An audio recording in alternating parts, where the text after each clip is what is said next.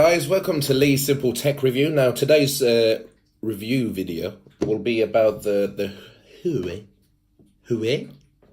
the P30 Pro. I've done an Exynos failure video, check that out, it's on my channel. But today it's just going to be purely and simply about this bad boy here. Now I'm gonna break it down into 6 areas. So aesthetics, display, battery, performance, camera, and we're gonna go from there. So the aesthetics of the phone, beautiful phone. I mean, you look at it, I mean, yeah, that's a bit annoying. It's a fingerprint magnet, but there's not a lot of phones nowadays that are not. For example, the ceramics or ceramic white on the S10 Plus is pretty good at not giving fingerprints, as well as the OnePlus 7 Pro because of its matte type glass background. But also on top of that, you've got that little teardrop. Oh look, that little teardrop selfie camera. I find that a lot less intrusive than the S10 Plus's pill, because it's not a whole bunch, it's a pill. But I think the aesthetics on the actual device are pretty solid in the way that it looks, and that you look at it, it's a premium device. There's no two ways about it. The camera being on one side, it's not too much of an issue. On a flat table, if you pressed on one side, it might wobble a little bit, but it's a small gripe, nothing to worry about. Display on it, a solid display, but it's FHD plus. It's not QHD, but the colours are punchy, really quite good. The performance of the device as well, it's pretty solid, to be fair. I mean, it doesn't really get stuck on tasks. I've not had any lag, quite smooth through the menus, so on. If we just have a look there, if I just scroll across, look, it's just like any other device, really. There's no real speed loss or anything like that. Performance-wise, it's not going to be as good as your S10 Plus is, or Apple doing a certain exporting and so on. But it's a pretty solid device. You're not going to go wrong with it. Then you've also got the camera. Camera is one of the selling points of this phone. I mean, low light conditions, fantastic. It sees more than what I can see with a naked eye. Which could be either a good thing or a bad thing. It depends. If you're looking at me, then you'd rather look with a human eye rather than the P30 Pro in the nighttime. But anyway, really fantastic. The 5 times optical zoom, brilliant. It's nice to be able to zoom in on certain things. They're not too far away, but you just want to get a bit closer, get a bit clearer and stuff like that. It's fantastic at that sort of thing. The x50 hybrid zoom, I think I mentioned it on another video. It's a novel device. It's a novelty, and I took a picture of builders on a block of flats about 100 and so meters away, and as you can tell, it's pretty good quality, even though at 50 times. I mean, it's better than some CCTV in shops, so you can't really argue with it. I think the thing that's kind of underrated with this, and I think that most people don't realize, is, for example, the macro.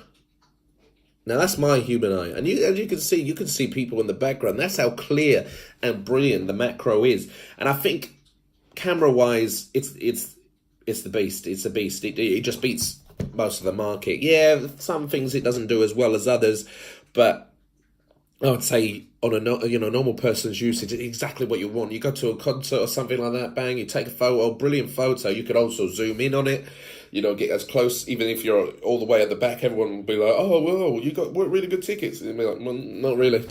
No, I was quite far away." But they don't need to know that. And then I think where it really shines, the P30 Pro, is in regards to battery. I mean, nothing really comes close to it. I mean, even on standby, it gets you days and days and days of actual life in it, which is fantastic. And, if we look at that, okay, so 65% says it's got still a day left of usage on there. And if you look at, power saving mode, 28 hours, and then ultra, you've got 73. That's 3 days. 3 days of actual, use. And if we look at the hardware and so on, it just performs so well. Obviously, this massive palaver is going on with Trump and the Huawei ban and so on, and it's really diminished the value of the phone. Obviously, being £900 up until a month ago, month ago, and then all of a sudden it's now half the price. So if you're one of those people that don't have the device and you wanna pick up a good camera on a phone, good battery life and stuff like that, now would be your time to get one. Now with the whole ban itself, I'm not too sure what's going to go on with it. I don't know if I think Trump is probably just making a play and trying to get control of a situation that he feels like he doesn't have control of.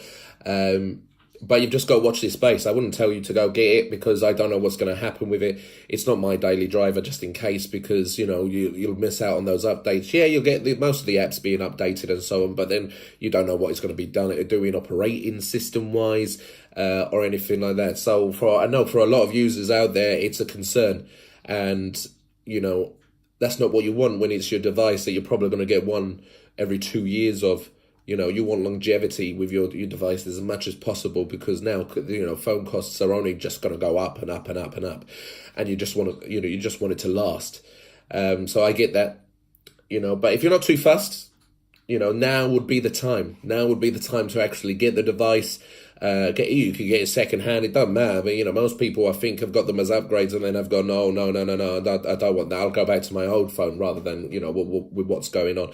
So you won't miss. If you're not too fast, you'll be gaining a decent flagship phone. It's just a shame that it doesn't. If they did put an option for the QHD plus, like most users, they probably don't even use it. You probably don't put it to QHD. On a day-to-day basis, unless you're going to be using it for videos and so on. That's where I think they're really missing out on, and I feel like they should have done it. Now the device is an all-rounder, solid in a lot of departments, and that it just lacks the finish to the device. And I feel like if the P30 Pro had that display on there, then everyone will be still talking about the P30 Pro and talking about how good of a device it is, and how that everyone should have one basically. But unfortunately, it's the way it goes with the ban. We don't know what's happening, so we'll have to see what happens with that. But it's a solid device, so you will not regret it. Now, I could throw the specs at you and stuff like that, but I'm not going to do that. If you've seen any of my other videos, you'll realise that's not the type of guy that I am. I'll just keep it simple and sweet, hence, Lee Simple Tech. So if you like the video, please leave a like, subscribe, leave a comment, even if you didn't like the video, but, put something constructive on there. Go like, oh, don't like your face. Yeah, all right, I'll just hide my face. I'll just do it the other way around. Or, for example, you don't like the way that it was set out or anything like that. It should have been stopped, started, that sort of thing. Please leave the comments. I'm always going to be, thankful for that. If you want to get camera comparisons, I'm going to be doing a couple of those in the next couple of days. Follow me on Twitter at Lee Simple Tech. Lee is Leigh. Sorry about that. I didn't choose it. Just bored with it. Follow that on Twitter, and you will see over the next couple of days camera comparisons, all of the same thing, and I will literally put which one's which and so on, and you can decide yourself in regards to the cameras itself. Right, that's Lee Simple Tech.